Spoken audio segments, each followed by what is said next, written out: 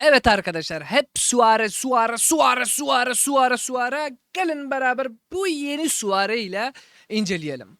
Ancak bu incelemeden önce ben size bazı şeyleri söyleyeyim. Bunlar nasıl oldu arkadaşlar? Ya nasıl biz bu bilgilere ulaştık? Aslında burada Ark of Osiris tabutunda oyun bilmiyorum bir bug'a girdi, neler olmuştur. Buradaki özel karşılamadan buradan bir turdan bir komutan tabii ki sadece soru işaretleriyle beraberdi ve bu komutan direkt süvariydi. Size söyleyeyim, yani yeni süvari komutanın becerileri neredeyse %99'u açıklanmıştı. Hatta %99'u demeyelim, %80-90'ın. Bunlar tahmin mi tahmin değil mi, yoksa oyun bize resmi çekti, bizimle dalga geçiyor mu, bunları da bilemiyoruz. Ancak gerçekten eğer ki bu dedikleri komutan buysa, yani piyadelere ve özellikle de okçulara geçmiş olsun. Hem de çok, yani fazla bir şekilde geçmiş olsun diyebiliriz. Çünkü bu komutan ciddi anlamda çok kırık bir komutandır.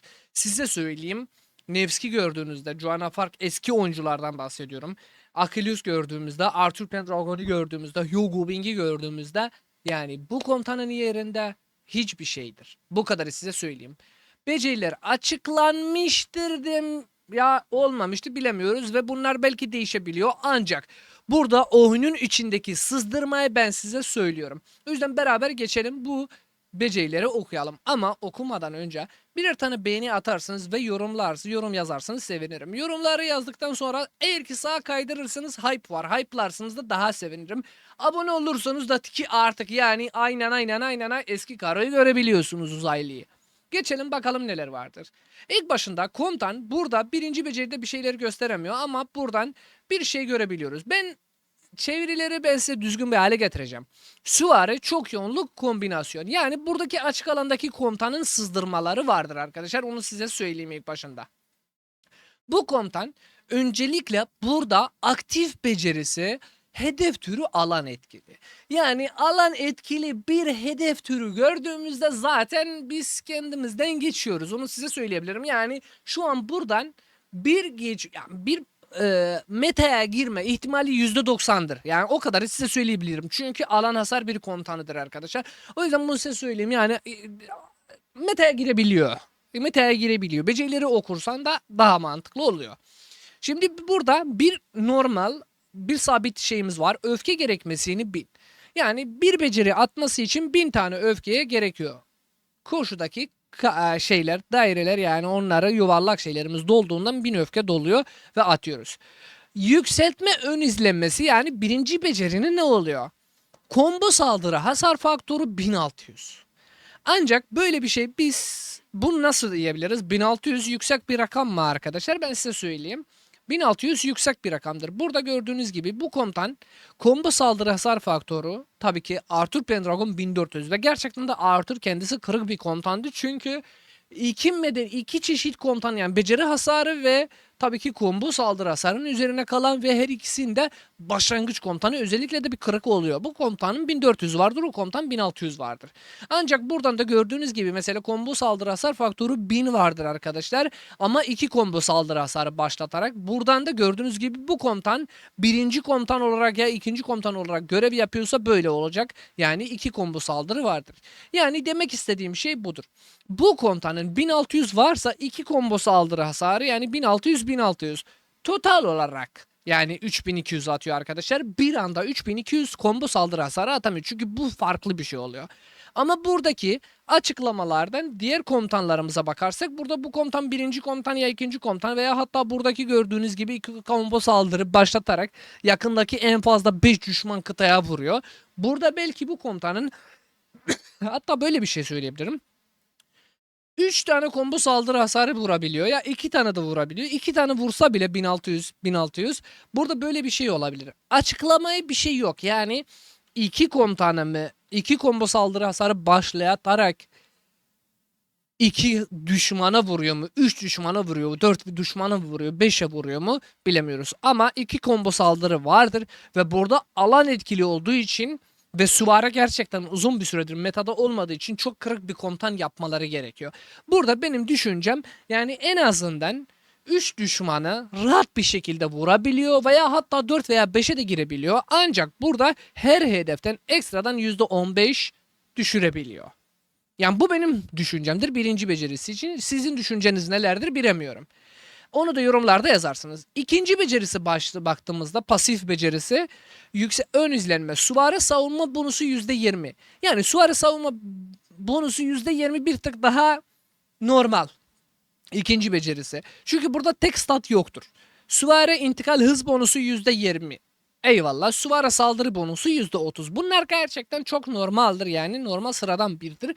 Burada sadece bir tanesini açıklama yok. Buradaki bu nedir? Birçok kişi bunu sağlık diyor ama ben sağlık diyemiyorum. Niye? Bunu combo saldırı hasar düşüşü diyebiliriz. Bunun nedeni söylüyorum arkadaşlar.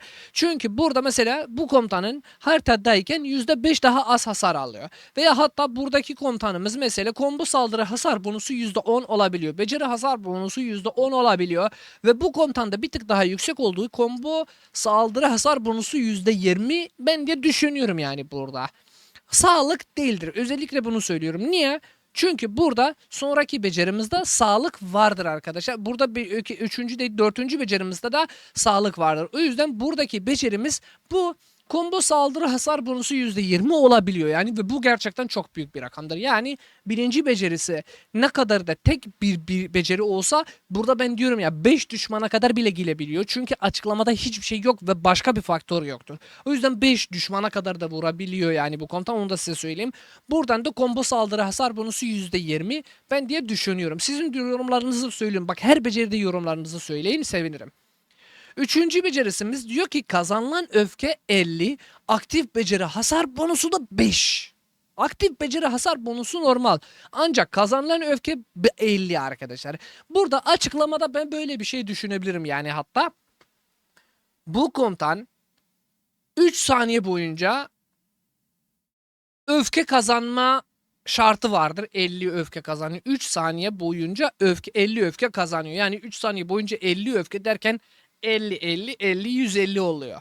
Veya hatta burada mesela 2 saniye boyunca 50 50 100 öfke kazanma hız bonusu vardır ve aktif beceri hasarı bonusu da %5'tir. O yüzden bu bir tık daha mantıklı geliyor. Yani 2 veya 3 ama 3'ten sonra olmuyor yani imkanı yoktur. Onu da size söylemek istiyorum. Yani 3. becerisi de oldukça popüler, oldukça sağlam ve ciddi anlamda size fark yaratıyor. Yani bu komutanda Kenshi YSG, Kenshi Juglian gibi veya hatta Santosu Baiki gibi fazlasıyla öfke atıyor. Fazlasıyla beceri atıyor. Fazlasıyla öfke doldurtuyor. Kusura bakmayın onu da size söylüyorum. Dördüncü becerimize bakarsak pasif beceri. Burada diyor ki Suara can. Yani Suara can bonusu derken Suara sağlık bonusu %10.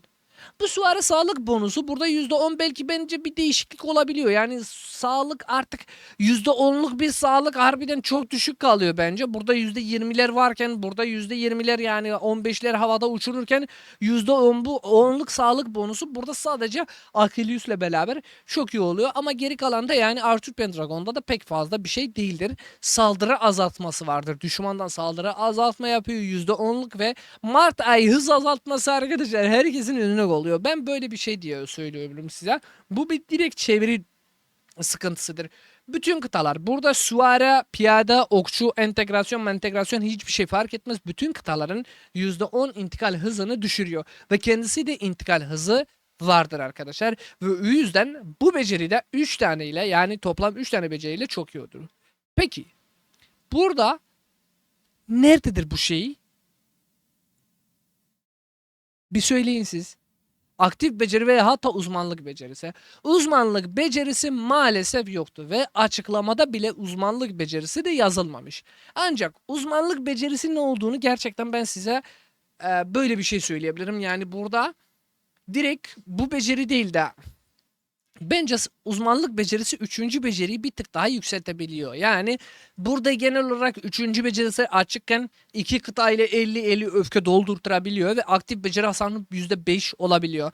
Uzmanlığı ile birlikte mesela 2 saniye boyunca 3 saniye boyunca ya hatta 4 saniye boyunca 4 saniye boyunca çok yüksek geliyor. 3 saniye boyunca 50 öfke daha kazandırabiliyor ve buradan da bekti beceri hasar bonusu da %10 olabiliyor yani diyebiliyorum, umut ediyorum. Veya hatta uzmanlığı ile beraber mesela burada 1602 combo saldırı hasarı, uzmanlığı ile beraber 3 combo saldırı hasarı bile olabilir yani süvari için. Bunlar da tamamen şahsi fikirlerdir. Hem bu komutanın uzmanlık becerisi olmadan da meta'ya girebiliyor mu? Bence rahatlıkla meta'ya girebiliyor.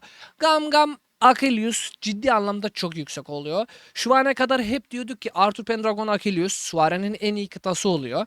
Ve gerçekten de bu komutan Achilles'le beraber çok sağlam bir şekilde çalışacak. Bu bir gerçektir arkadaşlar, size söyleyeyim. Çünkü buradaki beceriler de çok yüksektir arkadaşlar. Ve buradan da hatta Arthur Pendragon'la birlikte öfke azaltması, burada düşmanın öfke azaltması var 100. Yani burada öfke azaltıyor Arthur Pendragon düşmanda. Yeni gelen komutan, süvari komutanı da direkt öfke kazanıyor.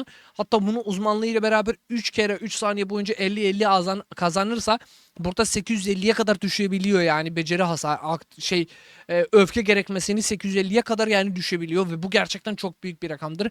Arthur Pendragon'la beraber inanılmaz bir şekilde çalışacak.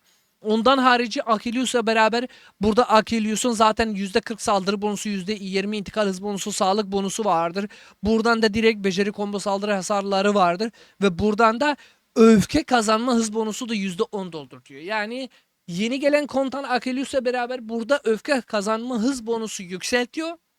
Diğer komutan da öfkeyi zaten kazanıyor. Daha hızlı bir şekilde kazanıyor. 50-50 öfke kazanırsa buradan da öfke kazanma hız bonusu olursa. Yani şu an ben böyle bir şey söyleyeyim. Tek kıtalık meta komutanımızdan bahsedersek şu an daha uzmanlık becerisi yokken yeni gelen komutan Achilles ile birlikte efsane bir şey düşünebiliriz. Achilles Gam ve yeni komutan Arthur Pendragon'la beraber de ciddi anlamda çok sağlam bir şekilde çalışacak. Bu benim düşüncelerimdir. Tabii ki komutanın becerileri geldiğinde de tekrardan düzgün bir hale getireceğiz ve onların incelemelerini tamamen yaparız. Ancak bu videoda birer tane beğeni atmayı ve abone olmayı unutmayın. Yeni gelen komutanın da hakkında ne düşünüyorsunuz yorumlarda da yazarsanız sevinirim. İzlediğiniz için çok çok teşekkür ederim. Kendinize iyi bakın. Görüşmek üzere. Hoşça kalın. Bay bay.